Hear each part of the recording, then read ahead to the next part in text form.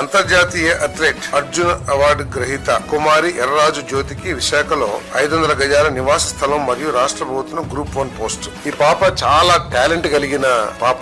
రాబోయే ఒలింపిక్స్ లో మన భారతదేశం తరపున మెడల్ సాధించగలిగిన సత్తా ఉన్న పాప. చాలా పేదరికం నుంచి వచ్చి అనేక ఇబ్బందులు పడుతూ కూడా భారతదేశ గౌరవాన్ని కాపాడుతుందని చెప్పేసి కూడా తెలియజేస్తాను. మరి అంతర్జాతీయ స్థాయిలో అథ్లెటిక్స్ లో పలు విజయాలు సాధించిన ఎర్రరాజు జ్యోతికి ప్రభుత్వం నుండి 76.25 లక్షల నగదు ప్రోత్సాహం ఇప్పటికే ప్రభుత్వం ఇచ్చింది. వివిధ పథకాలు సాధించినందుకు 9.25 లక్షల నగదు ప్రోత్సాహం. 27 మే 2025 31 వరకు దక్షిణ కొరియాలో గుమ్మీలో నిర్వహించిన 26వ ఆసియా అథ్లెటిక్స్ ఛాంపియన్షిప్ లో పథకం సాధించినందుకు 8 లక్షల నగదు ప్రోత్సాహం. 62వ national inter state senior athletics championship 2023 లో పథకం సాధించినందుకు 1,25,000. రాబోయే అంతర్జాతీయ టోర్నమెంట్లకు సిద్ధమయ్యేందుకు డైట్ ఇతర అవసరాల కోసం 22.6 లక్షల ఆర్థిక సాయం. రానున్న కామన్వెల్త్ గేమ్స్ లో ఆసియా క్రీడలకు సన్నద్ధమయ్యేందుకు అంతర్జాతీయ శిక్షణ నిమిత్తం 21.1 లక్ష ఆర్థిక సాయం కూడా ప్రభుత్వం అందిస్తుందని చెప్పేసి మనం చేస్తాను.